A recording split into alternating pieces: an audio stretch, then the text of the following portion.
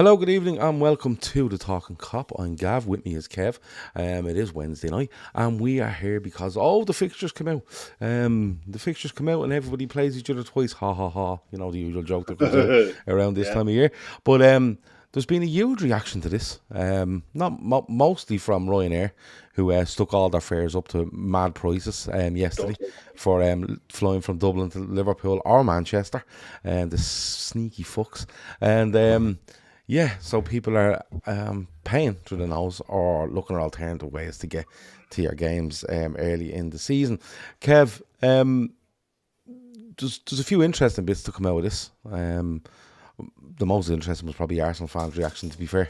But Liverpool kick off the season, and really do kick off the season, because they play on Friday the 15th of August Friday at the 8 15th. o'clock at home to Bournemouth.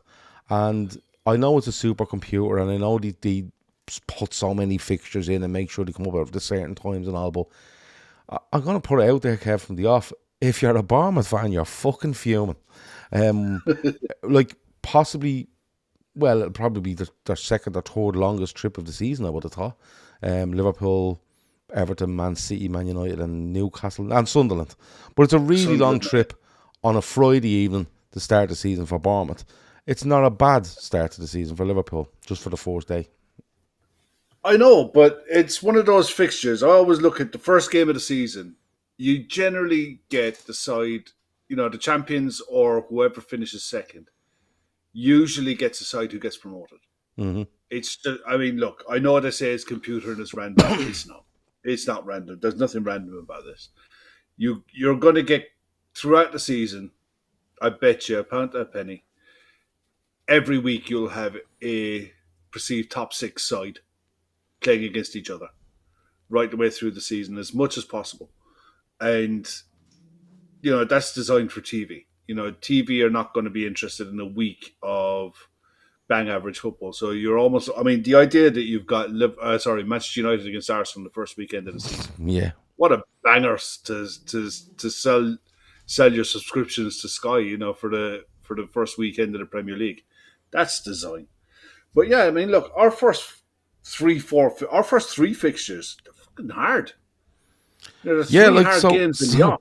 so I've seen, and I'm just I'm gonna get it up here so I can see it properly. But like, I've seen people saying, "Oh, like, no." In fairness, we'll get to the Arsenal one in a minute because it is a bit bananas. But I've seen people going, and they've just set it up lovely for Liverpool. And I'm like, well, we play Bournemouth. We're away to Newcastle the following week, and then we're home to Arsenal before the first international break. Like, we're playing two of the top five, if Yeah. I'm right in thinking, Well, here's in the the thing, first 3 weeks. that our games against the top five from last season. Okay, you got Arsenal on the 30th of August, and we got them away on the 7th of January. You've got City November 8th and February 7th. You got Chelsea October 4th and May 9th. And you got Newcastle October 23rd and January 31st. Hmm. So, you know, out of the top five from last season, we got two of them back to back in August. Yeah, yeah. That's mental. I'm just It's like looking. there's nothing easy about this Yeah, at no, all. and look. A lot of people will perceive it how it falls. Like, if you look at Arsenal, they're saying, "Oh, look at the start we have." And if somebody can put up Arsenal's 4-6 fixtures for me, it'd be great, because I'm trying to look through various screens here at the moment. But I know for a fact, after the first 8 games, if Arsenal have a half decent run, they'd be saying, and we have all them out of the way now, and now it's their Yeah. advantage. So I think if you look through it all, you're going to get bits where you go, oh, that's a tough run, that's an easy run, that's an easy run in, that's a hard run in, whatever you might think. But Ask you when the fixtures come out in any normal season, what do you look for? what What do I look you know? for? What Yeah, when you see it, the fixtures Um, come out, you get the Immediately, block in front of you. Where United do your home and eyes go? away, and Everton home and away. Yeah, same. That's what I look for. This is the first season that in a long time, that I've looked at it and thought, okay, who do we got first? Where are we last? And what's our run in like if we're going to win the league? Yeah, If we're going to win the league, and if it's a tight league, what's our last four like? Normally, I'm like you. I look for the traditional fixtures: Manchester United, Everton, and lately Man City. But yeah, this morning the first thing I did when the fixtures come out at 9 o'clock, I look okay. If we're going to win this league, because I think the second half of the season, the likes of Man City and Chelsea are going to really struggle because of this Club World Cup thing and the fact they don't have a pre-season. So I was looked at it and thinking, okay, if we're going to go back to back for the first time in donkeys, what's our running like at the back end? And our running at the back end is not easy. No, You if you want to jump to that, um, our last six is Everton away, Palace at home, United away, Chelsea at home, Villa away, Brentford at home. That's our last six. exactly. But you see, it's all about, they're all relative to each other, Kev. Because Mm-hmm. like you look at, if you look at our 4-6, right, and there's Champions League games thrown in there, there's League Cup games thrown in there, but you have Bournemouth at home, Newcastle away, Arsenal at home, Burnley away, Everton at home, Palace away. They are 4-6, right? Yeah. And I look at that and I think to myself, it's difficult. There's an Merseyside derby, there's Arsenal. Nobody gets it easy away at Newcastle. Bournemouth were really good last season, but you don't know what way they'll be this season. Palace improved as the season went on for me. And even after that, you have a Champions League game, you have Chelsea, then away, and then you have another international break, and you come home after the international break in October. You play United at home, So, but they're all relative to each other, because we're looking at them and we're thinking, there's a recency kind of bias with us where we're going, oh, Bournemouth like this, Newcastle. We don't know how anyone's going to start the season, and we could be facing into the last 7 games going, well, Jesus, like Palace have been poor, Everton, Jesus, were being poor, or somebody down there, like if you go to the end and you go, Jesus, Villa have been excellent and we have to go away to them. Do you know what I mean? Whereas Yeah. at the back end of this season, if we were going away to Villa, we'd be fine going away there, because Villa were a bit hit and miss as the season kind of went on. Do you know what I mean? But it's not random. It's definitely not random. We all know they put certain fixtures in for certain times of the year, or they couple fixtures together. I think the biggest tell of that is usually around the Christmas fixtures. They try not to have massive travelling distances if possible. So the London clubs will tend to have games in London. Well, I think didn't Arsenal have like time. 10 games in a row in London or something? Yeah, around once. Someone was saying it there today. There's a period of fixtures for Arsenal in this next season, in next season, that they don't leave the capital for something like 9 games. Arsenal this season again. Yeah, 9 or 10 games. And the thing is, when you look at the amount of teams that are in and around London, it kind of makes sense. Yeah, of course it does, because like you can't just make teams be somewhere else. Yeah, exactly, do you know what I mean? Yeah. Like just on the Christmas thing, 20th of December, Spurs away, 27th, Wolves at home, 30th, Leeds at home, away to Fulham on the 3rd of January, and then the 7th of January we're away to Arsenal, and then the FA Cup kicks in. What do you think Arne Slot makes of that start? I think he'll just look at it and go, okay, now I know what I've got. Now I know what I've got to do. I can prepare accordingly. Because we've got Palace on the weekend before the season starts in the Charity Shield. So our pre-season games and fixtures and everything, and the billion games we're going to play against Bilbao on that Saturday, that'll be the end of the pre-season. Then he'll look at the trip to Wembley for Crystal Palace. And you'd imagine he'll use that game for an hour to, okay, this is going to be more or less decide that I'm going to start against Bournemouth, and then he'll look to adjust it from there. So yeah, he'll probably use the Charity Shield with an eye to the first 3 games, and he'll go back to doing what he did. I think what he'll do is he'll go back to doing what he did last season, and he'll plan games in blocks of 6.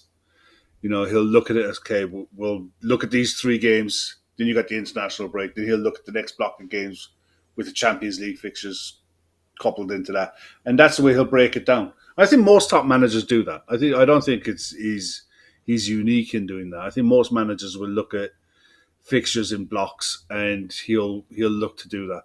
the thing is going to be during pre-season how quickly the new players that come in can bed in and get used to the new system and the new surroundings. Get used to the pressure of playing for a side that's going to be challenging or looking to challenge again for a Premier League. For the likes of Kirk is going to be a different mental strength that's going to be needed. Where you're playing for Bournemouth and you can bomb forward and you can look really good. Sometimes get caught at the back with a defensive lapse. It's Bournemouth, they're going to concede a few goals. If you're doing that for Liverpool, it's a problem. So it's that, how quickly is he going to bed in? Then you've got Wirtz and Frimpong coming into the Premier League for the first time. How are they going to settle in? And it's a baptism of fire in those first 3 games. Yeah, because it's not easy. Yeah, it's not easy, but my thing is with it, just I'm a real kind of bring it on kind of guy. Do you know what I mean? Like, Bournemouth at home Friday night. I think the last Friday night we had was 19-20 home to Norwich. I was at it. Yeah, I remember it. Yeah, we're 4-0 up at half time. Newcastle away, it's not easy, but look, you have to go and play all these teams, and people will argue, but start of the season you want a couple of soft ones. Yeah, but if you get a couple of soft ones at the start of the season, that's going to bunch your Newcastles and your Arsenals and whoever into a tighter space, which means you're going to face more of them. Do you know what I'm saying? Like, you're going to play. I mean, we're going to get our 2 from last season. Our top 5 from last season. We've got 2 of them back to back, but that doesn't happen again. For the rest of the season, I don't think we play any of them back to back again. So like in that way, it's like, okay, we get it out of the way. Let's, for argument's sake, you take your first 4 games, and we come out of those 4 games with 10 points. You're happy as a pig in shit in that. Then I think that's a platform then to build on for the season. You've often seen it with sides. Look, I don't think you can win a league in the first 6 games, but you can certainly lose it. You can certainly lose a league if you bomb in your first 5-6 games. If you pick up 3-4, if you pick up a point a game in your first 6 games. Yeah, well, the way this league goes, you have to be 10 plus points after 5 games. Exactly.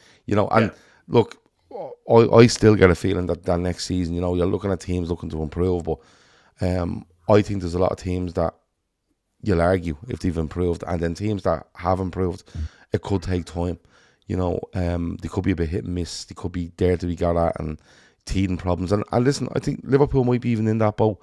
I think we're going to improve in terms of quality, but we only have 5 pre-season games or something, before we get into this. And of course, the Charity Shield. Nicky, I think in the chat asked, with regards to Gravenberch, would he miss the Charity Shield or the league, first league game? He missed the first league game. I don't think the Charity League is an official game. He'll miss the first game of the season, which will be Bournemouth at home. There is the other big reaction, I suppose, today has been, Salah and the AFCON, and it's December to January this year, and he could miss 6 or 7. Well, didn't you know that? Well, I didn't know that. To be fair, I was shocked. To be fair, I don't fucking. I couldn't tell you. If you told me the AFCON was in October, I'd just go, all right. It's just that people constantly go on about it, because I don't watch a minute of the AFCON ever. No. Right? The only, genuinely, when I see the AFCON, someone might go, "Where do you see this brilliant goal?" or "Where do you see this mad moment?" I still remember the last AFCON where a mate of mine said to me, "There's a fella gone off the pitch here. He thinks he's being subbed, and he's been sitting on the bench for 5 minutes. He was never subbed, and then he ran back on the pitch." And then there was a couple of good goals. So the AFCON thing, people keep telling you it's December to January. Salah Marmouche will be away, as just mentions there. But the potential amount of games, if Egypt go all the way, if they fall out of the group, he could be back in a couple of weeks. But again, Kev, the football club knows this. Do you know what I mean? The manager knows this. The staff know. The players know. They're going to be missing Mo Salah, for X amount of games, and they have to plan for this. And everyone has to plan for different things. Do you know what I mean? It shocked me the amount of people who were surprised. it's more. I don't think people are surprised. I think it's like, right, what games have we got from whenever that starts, mid-December to mid-January? What have we got? There's some interesting games in there over that period. But he could go there and be there the maximum time. He could go there and he could get a knock and be out for 2 weeks and not playing the thing again. You never know. We just have to. You just have to deal with it. And I always say, I said it last season, and I remind people again, when you have to deal with absences, you have to deal with injuries, suspensions, and losses of form, and whoever deals with them best wins the league. It's as simple as that. Yeah. I honestly think when it comes to AFCON, there's a hell of a lot of Premier League players now up and down the league that are going to be going to this competition. Now, every club is going to suffer from it. We're going to lose Salah, and potentially, if we sign another player, we don't know. We could be missing more. But we're not the only ones, and every side is going to have to cope with it. You take, for example, if Brian Mbeumo stayed at Brentford, he'd be a huge miss for Brentford. So up and down the league, there's going to be players that are going to be going to this competition that are going to be huge misses for their club. But the clubs, like us, are going to have to find a way to cope with it. The club will know inside out who's going to be going where and for how long. They'll factor that in and they'll look at it. Okay, if we're going to be missing him, we're going to have to do something either in training or in maybe the League Cup or some of the Champions League group stages to work out how we're going to cope without Mo Salah for the bones of 7-8 games. Mm-hmm. And that's how they'll just have to deal with it. There's nothing else they can do. It's not like they can complain. AFCON is always going to be in the winter months for a season. So either you don't sign African players or you learn to cope with it. And with the amount of quality players that are going to be at that AFCON, sides are just going to have to learn how to deal with it. I mean, the frustration for me was always with AFCON that it became a thing to where it was every 2 years. And that's kind of a bit of a nonsense. I think with COVID and everything, they tried to, instead of just knocking one tournament on the head, it just rolled. It just seems like there was an AFCON is it every 3 years year. Now? I think it's supposed to be the same as the European Championships every 4 years. That's what it's supposed to be. I feel because of what happened with COVID, the one I watched like every 2 years now.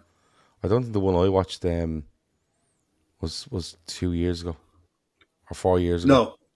No, but because of COVID, they cancelled it, and instead of dropping the cancelled one, they brought that forward, and then the one that was scheduled to be on whatever year it was happened as well in the following year. So it was like almost two of them back to back. In fairness, if you're for the African Federation, they need the money to generate for football in their region in the same way as UEFA do for Europe. So it's no different that way. They were never, as much as the clubs would love them to have dropped it, the Confederation were never going to do that. Carlo says, even lads, teams will improve, no doubt. There will be teams that are not set, including us. Every team is playing catch up on us. I think our transfers are caught out the chasing pack. Oisin says, Ivory Coast won the last one about a year ago. Was it a year ago? Yeah. Yeah. Really? Yeah, so because I remember Salah. Didn't Salah get injured either before it or in training for it, and he ended up coming back to the club and training with the club, and it was like, will he go back? Will he not go back? I think the case was he stayed with us and got ready that if Egypt got to a final, he would have gone back and played for Egypt, but Egypt got knocked out, so he was but he comes back and scores away at Brentford and gets injured again. Is that? That feels like it might have happened. Sunday, December 24th until January the 18th. This time is the. I'm trying to say. There's going to be league games, and it's held. It's still held every 2 years. It's still held every 2 years. Because in 2027, Uganda, Kenya, and Tanzania in June and July of 2027 will host the AFCON. But they always do this where they go, we'll have it in June. And then they go, lads, too hot. move it. Yeah. So there you go. There's certain countries in Africa you just know that cannot host a summer tournament. And any country that gets it, who's in and around the equator, forget about it. You're not playing football in July. Yeah. It's bad enough watching clubs playing this mockery of a tournament in America, in California, trying to play in like at 3:00 in the afternoon in like 30+ degree heat. It's like they learn nothing from watching John Aldridge running up and down the pitch. Like it hasn't changed. It's gotten hotter since 1994. Like football is not a summer sport to be played in places like the United States in July in the middle of the day. So, and Africa is no different. Just touching on a couple of other teams. A lot of people in the chat were mentioning Manchester United start. They start at home to Arsenal, away to Fulham, home to Burnley, away to Man City, home to Chelsea, away to Brentford, home to Sunderland, away to Liverpool. That's the first 7 or 8. I've got Arsenal's up here in front of me. That's mental. You got Manchester United. They're away to Manchester United. Then they got home to Leeds, away to Liverpool, home to Nottingham Forest, home to Man City, and then away to Newcastle. And then, in fairness, throw in a home to West Ham, because they very rarely do well at home to West Ham for some reason. Yeah. But, and then you're smack into the Champions League groups games around the Man City's fixture. So yeah, around the 16th, 17th of September. But my argument for Arsenal there is, yes, it's a tough start, but why are Arsenal playing themselves down here? Like, yeah, they go from we're the best team in Europe, Mikel Arteta is telling us, to, we have to play all these teams. And in fairness, right, as much as people might laugh at them, they get United away out of the way, they get Liverpool away out of the way, they get Newcastle away out of the way. Yeah. In the first 7 or 8 games. Plus they get City at home out of the way too. So didn't we have that last season where we got those kind of fixtures out of the way early? And when it turned around to the second half of the season, we were looking at it going, well, we've gone away to all the hard places. I can try bring up the start of our season last season if you like. Let me see. But it just rings a bell to me towards in the second half of the season. We started with Ipswich away, Brentford at home, United away, Forest at home. We then had Bournemouth at home, Wolves away. I'm trying to see. Yeah, we had Chelsea at home. Then we had Arsenal away. Then we had Brighton at home, Villa at home. We went to Southampton. We'd City. Then we'd Newcastle. And then we'd Fulham. So that was a kind of a stretch there between, say, October through into the start of December. But we built our platform in the first third of the season. And then it's just about maintaining that then for the rest. Yeah. You know, it seems like it's like the Premier League is a marathon. And if you start at a good pace and maintain the pace, you become a very difficult side to catch. And I think if you're looking at it from an Arsenal point of view in those first 6 games, if you come out with that with a good points total, your confidence is through the roof. Of course. You know, you're going into every game then with your chest out thinking, this is ours now. You know, and that's kind of where we were after the first 10 games last season. Yes, we were playing really well, but we were getting wins, and the momentum started to pick up. And that's how I'm looking at it. You see, I think a lot of people look at the start in a massive way, especially over the last 7 or 8 seasons, because the start. Look, I've seen Premier Leagues where someone goes off to. I've seen Premier Leagues where I think Spurs have won their first 7 or first 8 games, and you kind of go, whoa, and then it just find a pattern, and Spurs are nowhere near it come the end of it. But I think Arsenal, Liverpool, City, with the standards that City and Liverpool have certainly showed over the last 7 years, and Arsenal, look, as much as we laugh at them, they've been thereabouts the last 3 seasons. I think their mentality is not who we're playing, it's what's ours compared to theirs. Because, you know, someone gets ahead and it's like, it's going to be so hard to get them 3-4 points back because the consistency is there. And I think that's what makes it huge. Like, I think teams a level down might look and go, yeah, we've a hard start, but if we can just get a bit out of that, we can get a run here together, and we'll be okay, and we'll make Europe or whatever. And they know that teams around them can be flaky. I think the nervousness from Arsenal in particular, from what I've seen, because I don't see City fans, they fucking like they're they're hard to find. It's just rare. But Arsenal fans, I think, are looking at it going, can we afford to give these lads a head start and build up momentum? Do you know what I'm saying? But at the same time, Arsenal should be looking at going, we've a really settled team. City don't. Liverpool are making changes, but are up in quality. And if you handed me Arsenal's fixtures, I'd be going really fucking hard. But let's get through it. Let's stay within. Let's be top of the league, or let's be within 2 or 3 points at the top of the league, and then look to go on there. But Sam makes a good point. He said, forget the harder games. Arsenal lost to West Ham and Bournemouth away, and he drew to the Ev at home and away, etc. So it's not actually. I think with anyone, if you see Liverpool, Man City, or Arsenal, if you see Liverpool and Man City with more than a game advantage, you start to worry a bit. You start to go, okay, where are they going to drop this game for us to be able to catch them? And you knew City were out of it last season when we got 7 points clear. When we got 7 points clear of City, it wasn't a case of where were we going to drop the games. It was, we had to drop 3 wins for them to be able to get ahead of us. That's big. That takes 3 games out of the calendar. You know, that's the way I look at it. I look at it, if you can get more than a 3-point advantage over anyone, then you're almost eating the clock, because you can start chalking down the fixtures. For every win that you get after that is another one that they can't catch you, and another one closer to the finish line.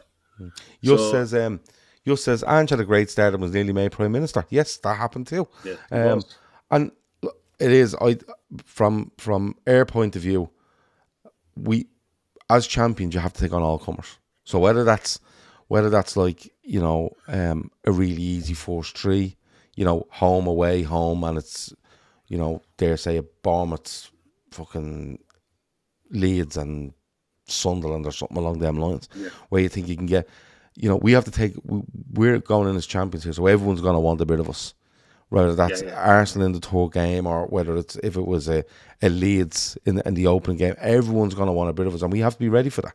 You know what I mean? So I'm not too fussed over the fixtures and the order of them. You know what?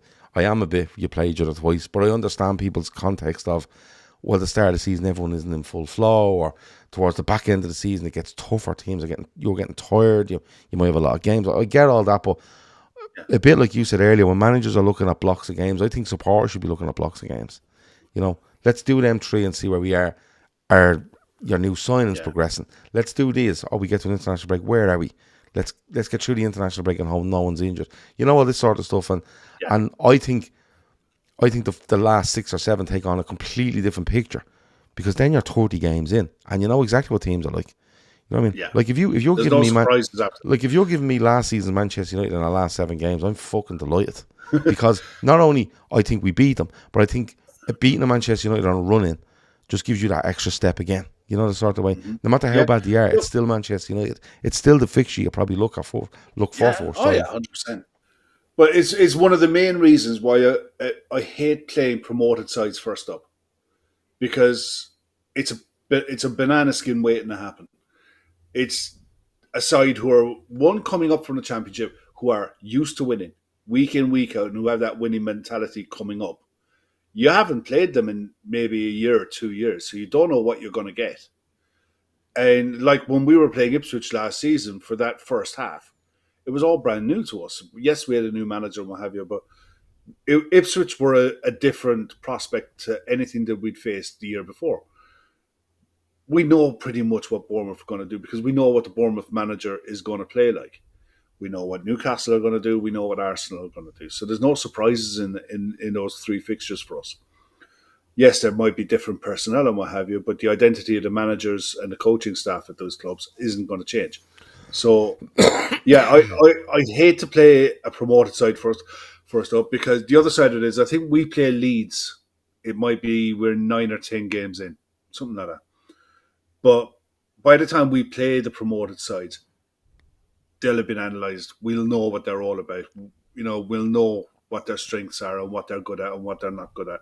And the newness of the Premier League for the promoted clubs will have worn off by the time 9, 10 games in, because the reality of playing in the Premier League comparing to the Championship will probably have knocked a bit out of them.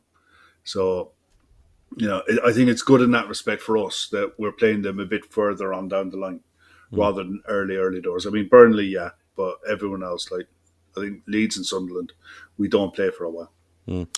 Bob says we've not beaten Arsenal in the last 3 years in the league. I think there's been a load of draws in there. And I don't mind that. And listen, Arsenal at home, like, when have Arsenal beaten us at home? Have they beaten us at home?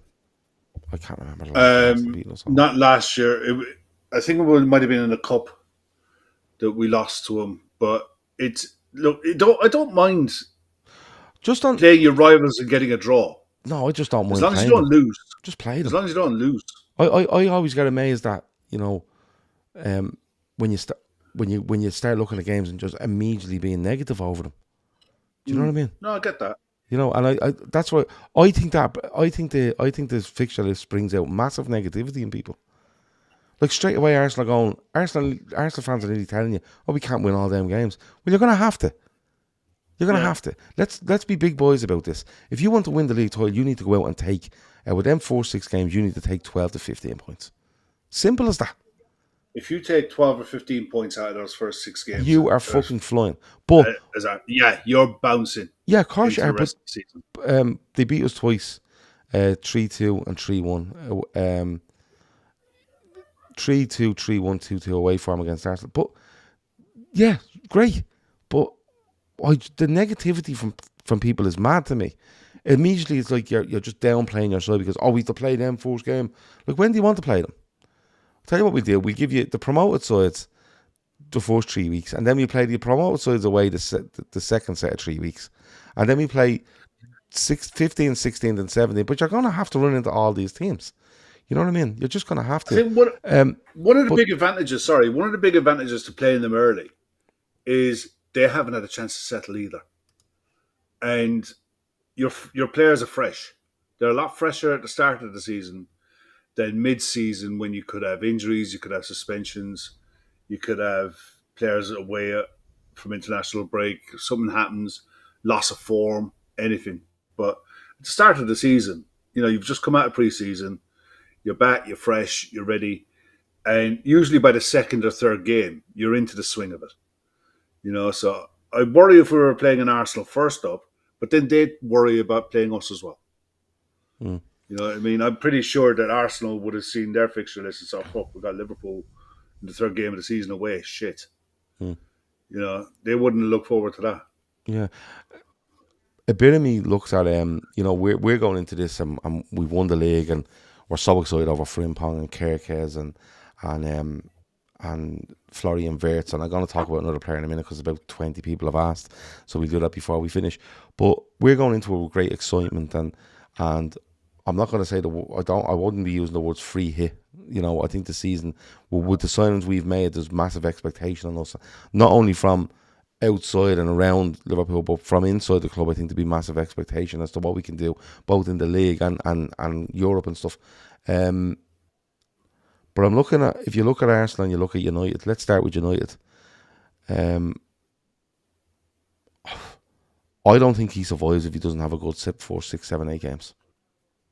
I just don't. I think he should have been sacked. I think he should have been sacked before Ange, because anyone at United at a board level must have seen the style of football that he plays, realised the amount of money that's needed to be spent to accommodate this guy and this guy's ideas of playing football, and thought, no, there's a guy at Fulham we can bring in who can play a 4 at the back, who we can build a squad of players capable of getting back into Europe, much cheaper and much simpler, with a wider variety of players available to us than this guy who is so wedded to this 3-4-2-1 style of football that you have to bring in a very specific type of player to fit the way he plays, and it ain't cheap. I can't believe he's still in a job, genuinely. I don't think he's that good anyway.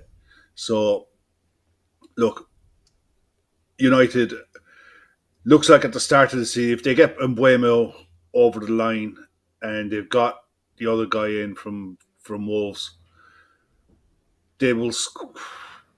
They need a striker, but you'd fancy them to score goals. It's just, can they defend? And I don't. I think they'll struggle to defend, genuinely. But they should have enough to get back into Europe. Bearing in mind, the top 5 looks like are going to get Champions League football going forward because of the coefficient to the Premier League. They should be good enough to get into the top 8. But it's still a shocking indictment of where Manchester United are as a football club. I was talking to my missus earlier on today, and like, she used to be mad into football in the 90s. And the idea that not one single player from Manchester United squad would get into a Liverpool side. You couldn't tell that to a football fan from 20 years ago because they wouldn't believe you. But that's the truth. That's the absolute truth. There isn't a single player in that Manchester United squad who will get into our starting 11. Not one. And it's not even debatable. And I don't know a Manchester United fan with a straight face who would have an argument with me over it. That's how far off the pace they are. They're in serious trouble as a club. The fact now they don't have Europe, I don't know. I think the Europe thing will count for them, because if Amram, if it's one advantage to Amram is for me the system he wants to play, right? I don't have a huge issue with the system he wants to play. The issue I have is, if I'm a United fan, I'm looking at him saying to myself, he wants to play that.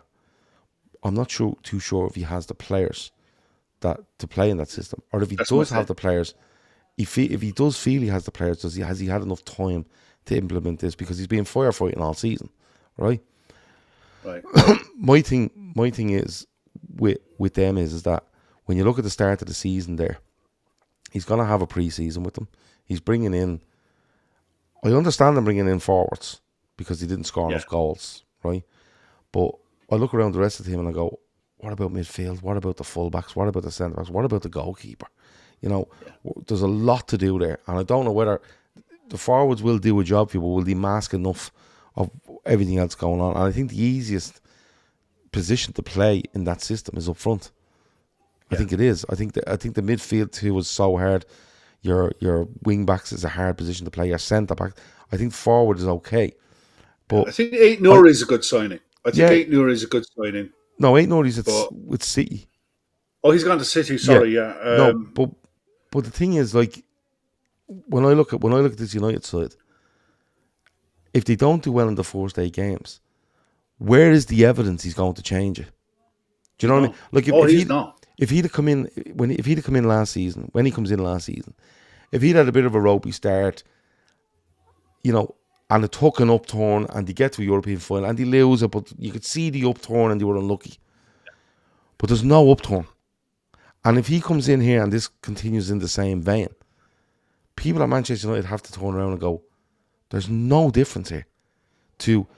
One, there's no difference to what he's doing, and 2, there's no upturn as to what we had previously. And I think he'd be in serious trouble.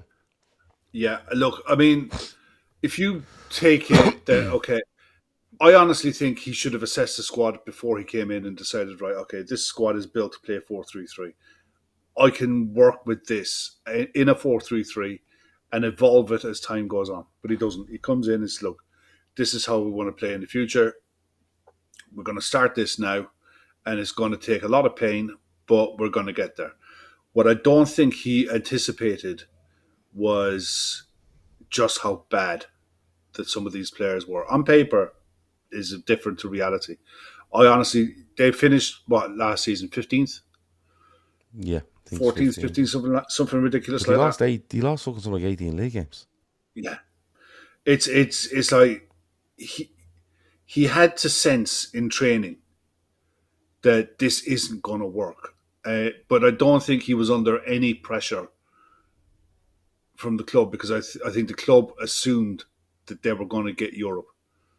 But by the time they twigged and it wasn't going to happen for them, they'd lost too many points. I everything it's the same as Spurs. Manchester United Manchester United whole season hinged on that Europa League final. Everything hinged on it. Their ability to go and buy players in the summer hinged on being in Champions League this season coming. And the fact that they lost that as well, it's thrown everything into turmoil. They're going to have to sell serious amount of players to be able to recruit for what they need to do. Yes, he'll have time in the training pitch, but though the players that he's going to have at the club have the attitude to want to relearn how to play football. Well, some of the senior players who are still going to be there. Yeah, look, they will sell off a few.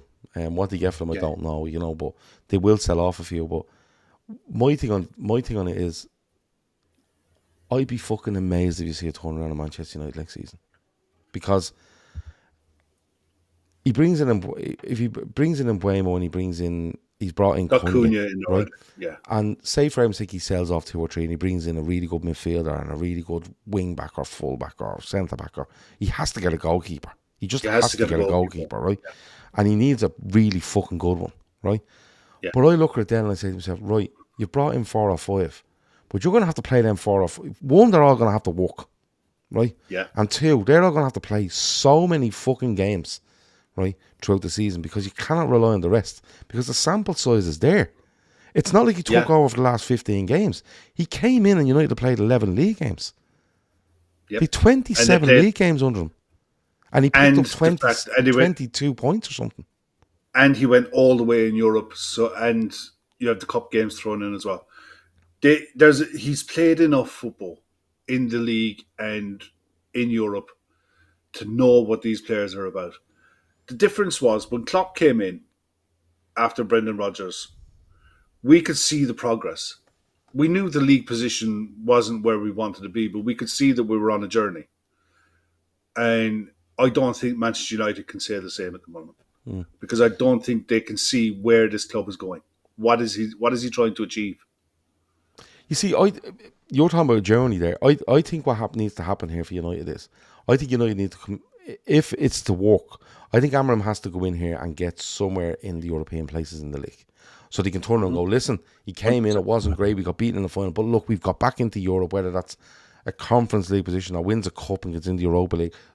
And then you can say, right, there's the journey, there's the start of it, and let's go again. But we've seen this from them so many times. And to be fair, what he's trying to do is actually alien to what they were trying to do before. And what they done before wasn't good. You know what I mean? If it's so different, but it's still not working. You know what I mean? No. And then you have like their head of football saying, for our 150th anniversary, we want the men and women to win the title. You know, putting that on top of them. And you're like, what the fuck is going on here? But just on Arsenal before we finish, the pressure's on I think the pressure's on them the other way. I think they've gone 3 seasons in a row finishing second, you know? Yeah. Which has to hurt and it has to leave a sting. So they're under pressure to go again. I think his comments, Arteta's comments about being the best team in Europe, I think we're very ill-advised.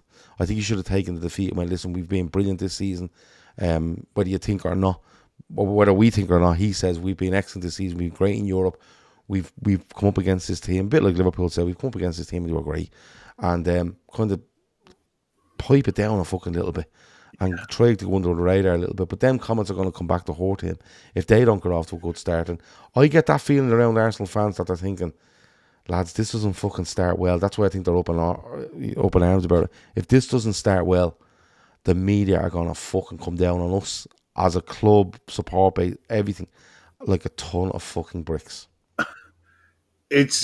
Arsenal are that one club that desperately need to go and win something. Arteta needs to go and win something with his players, with his squad.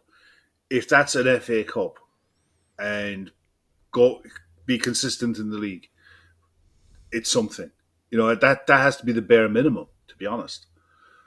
But I've never seen a club that needs a league title more than that club at the minute because one, the amount of money they've spent.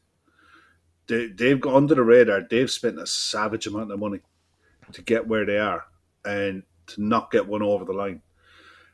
The fact that in Europe this season, look, they got knocked out by a better side, far superior side in every respect, and it wasn't really uncomfortable for PSG against Arsenal.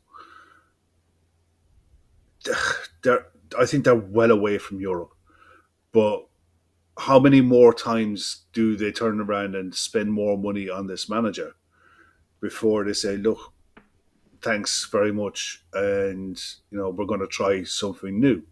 Not something new as in something radical, but someone who can take what you're trying to do and take it that one step further. Maybe Arteta just isn't that guy to get one over the line. I think Arteta is a good manager. All right. He's not a great manager. He's a good manager.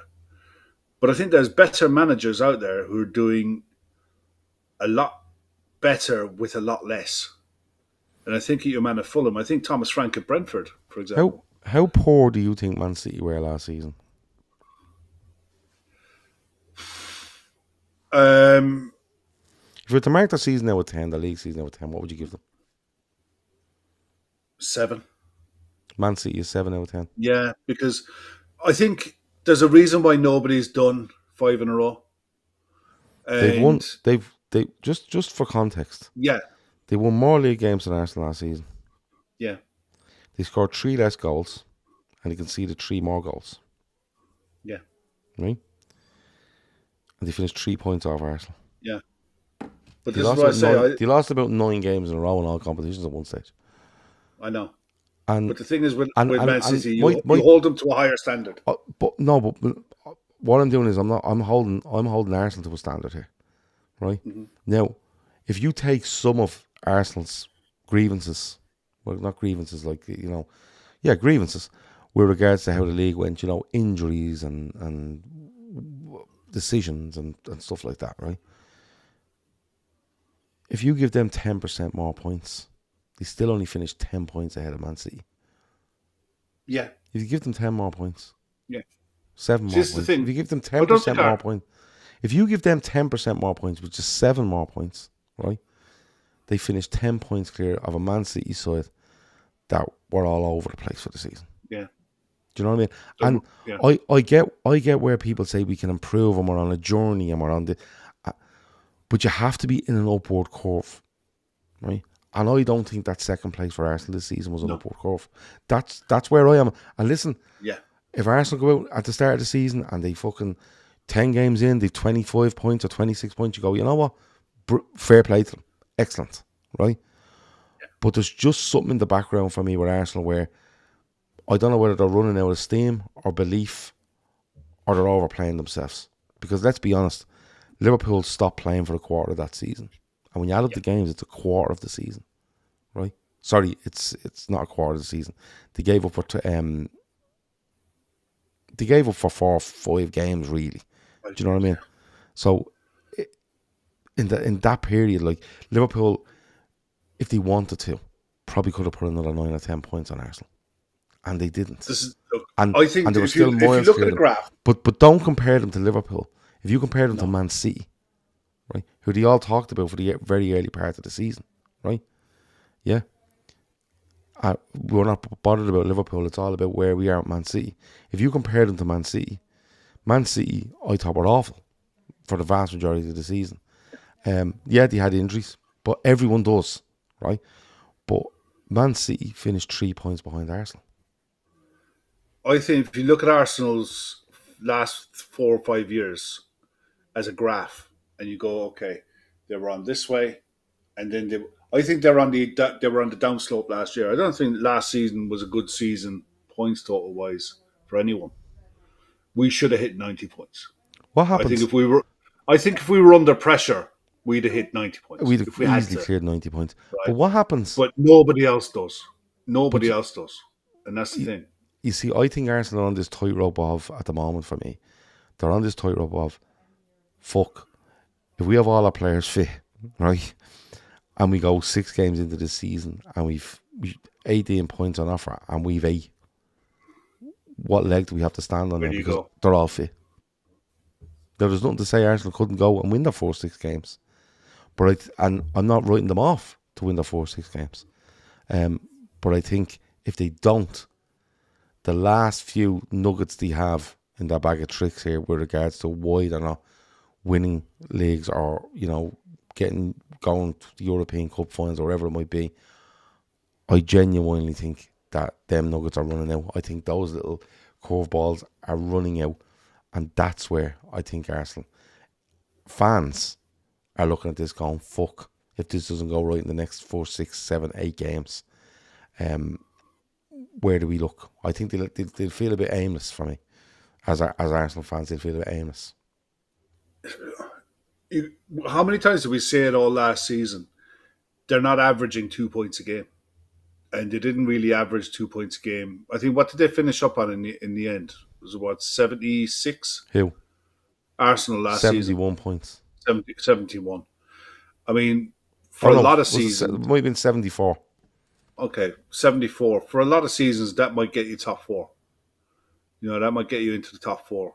You can go right back, and I'd say there's some seasons that wouldn't even get you Champions League. 74 points. Yeah, so there's definitely room for improvement in there. They're going to bring in players. If they get Zubimendi in over the line, he does add to their midfield, no doubt about it. But they still need a striker, at least one, if not 2. They still have to hope that Kai Havertz gets back and gets somewhere fit and gets somewhere back near where he was, and they still need to replace Martinelli. And what's wrong with Martinelli? They need to improve on him. Oh, okay. Because, they need to improve on him. You don't mind Martinelli in the squad, but he's not the main man who's going to carry you to a title. He's not going to carry you to 90 points. He can supplement a front 3, but he can't be the man in the front 3 because he's just not good enough. He's just not there. Saka can. They need a 9 who can be that player, who can be someone that can help get the goals to get them into a top. And it's not just about the Premier League. They're still going to want to compete in Europe and the domestic cups as well. So they need to bring in another at least 2 or 3 forwards, and that costs big money now. We're seeing in the market some of the money that's been quoted around for what are basically prospects and hopeful strikers is off the walls nuts. Yeah. And for Arsenal to go out and get a 9 who can carry them to 90 points, it's going to cost them 80 to 90 million euros. And I don't know if they can do that. Not with after going out and spending big money on Zubimendi as well, and they've still got Declan Well, the Rice Zubimendi thing apparently had an agreement with Arsenal, and that was about 3 weeks ago. And then Madrid were stepping in, and if I'm Arsenal, if I'm 3 weeks down the line in Zubimendi, and I don't know what's going on with that, but if Arsenal are watching, thanks, hit the like and subscribe. But if Arsenal are looking at that, if I'm Arsenal, I'm looking and saying, hold on, 3 fucking weeks and still nothing going on here. Now, that's probably not the case. We know loads of things happen in the background that we never see. But if he has an agreement, which was coming up before the season finished, if you remember, or very soon after, Arsenal have to be walking away from that going, nah. Unless they have it to say, look, we're going to register you from July the 1st. Could be. So the deal falls into next season's financial transfer window. Yeah, could be.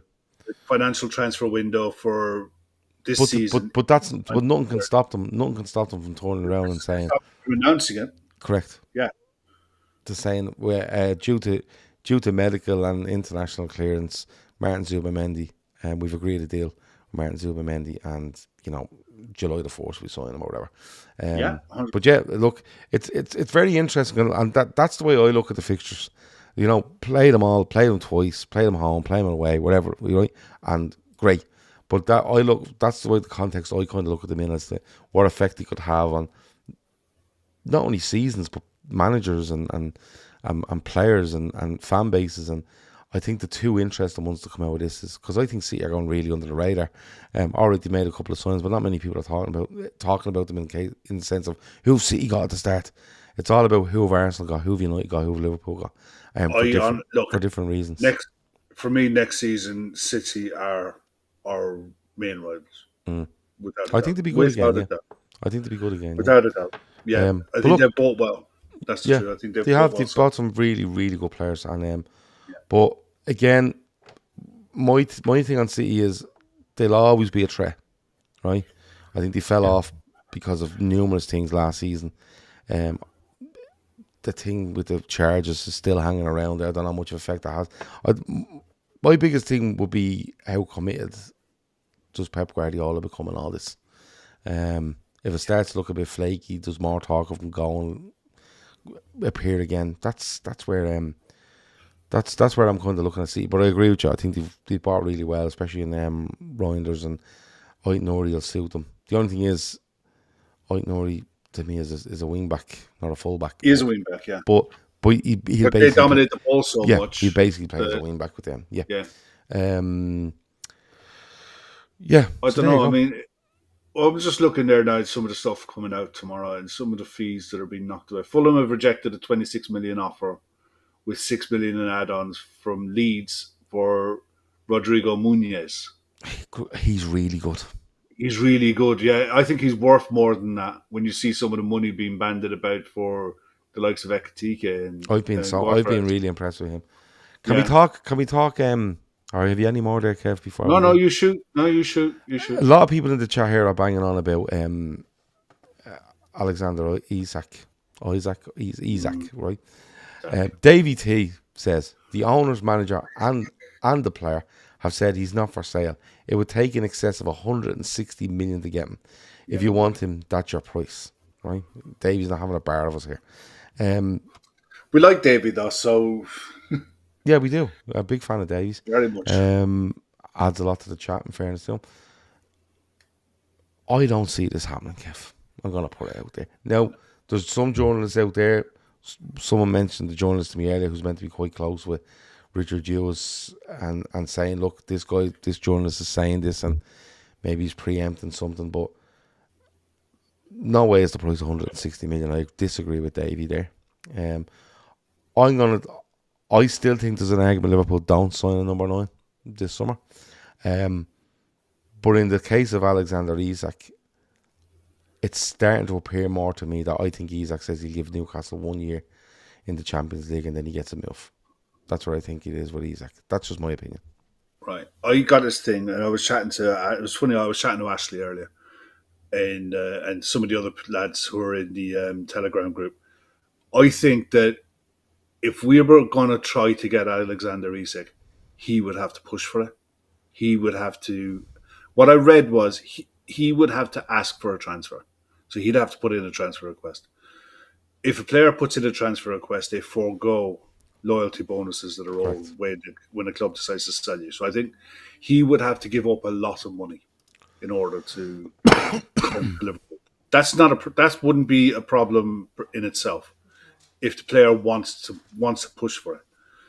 I just don't see Liverpool breaking our transfer record again in this summer. I just don't see how we do it. Not just from a money point of view, but he's 26. He'll be 26 in the summer. If you decide you're going to wait for him for a year, he's still got 2 years left in his contract to Newcastle next season. He's still not going to be cheap. So, I mean, Newcastle hold all the cards in this, unless he has a clause in his contract that allows him to leave for certain clubs, which is possible. We don't know. Yeah.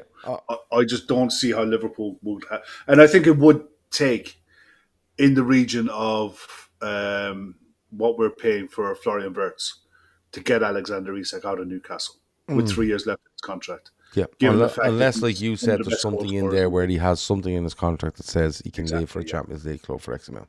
Yeah. But the fact that they've got into the Champions League leaves Newcastle with a really strong hand, and probably leaves Isak saying, "Look, I got him in the Champions League. Love playing here. Let's not downplay what Newcastle are. They're a very big club. Yeah, they're a big club with great support, great stadium." And they feel like they're on an upward curve. So This is the thing. What Newcastle did last time when they got into the Champions League, they fell out of it. yeah. Newcastle will look at it and think, right, if we can get into the Champions League and stay in it and get back into it again next season, that puts them on a different playing field then. Mm. If they can go back to back in top 4, top 5, Yeah. and then they'll look to rebuild. It looks, I don't know if Davey might know, but apparently Well, Man City were looking at Davey says, Livramento. yeah. Who were? Man City are looking at Livramento Okay. to try to bring him in. If they can bring him in, then that might help Newcastle with any PSR issues that they might have. Yeah. So it Well, might Davey help does say allow them to go and spend a bit of money. Davey does say if he does leave, I'll eat the biggest slice of humble pie. And he says under the radar, he's 50-50 for an operation on his groin. He's resting, hoping it will clear up. And Avo asked Davey, are they in for Joe Pedro? Davey will know more about that. So in fairness, Apparently that's why Chelsea Avo are asked having Davey too. apparently Chelsea are having a stiff with Joe Pedro at the minute. Of course, why would He's definitely going to be moving because the Greek lad that Brighton have just signed from Lyon, I think they signed him for, as a club record fee. It was a record fee for a Greek player. He's, I think, about 19. He's gonna be a serious player. This is the kind of guy who needs the move before he gets the big move, and he's going to the perfect club because I think in 2 or 3 years' time, How much did you're he going to pay be for looking him? at. I think they paid the bones of 30+ million for him, and it's the He's a most. Greek. He's a Greek lad from Yeah, Lyon, is it? he was playing at Lyon. I think he was playing at Lyon or playing in the French league, but he's not Costantinos. I'll find his name in a bit. Or someone in the chat might know. But I watched him for Greece recently in an international, and he was just lethal. He just looked like he's going to be a serious striker.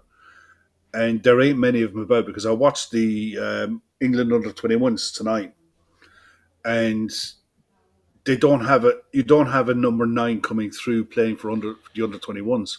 His name There's not is that many. his name is Charalampos Kastoulas, signed Castellas. for 35 million euros on a 5-year deal from Olympiacos. Olympiacos, okay. I thought he was playing in France. But yeah, this kid is going to be special. That's why they've no problem in letting him go, letting João Pedro go.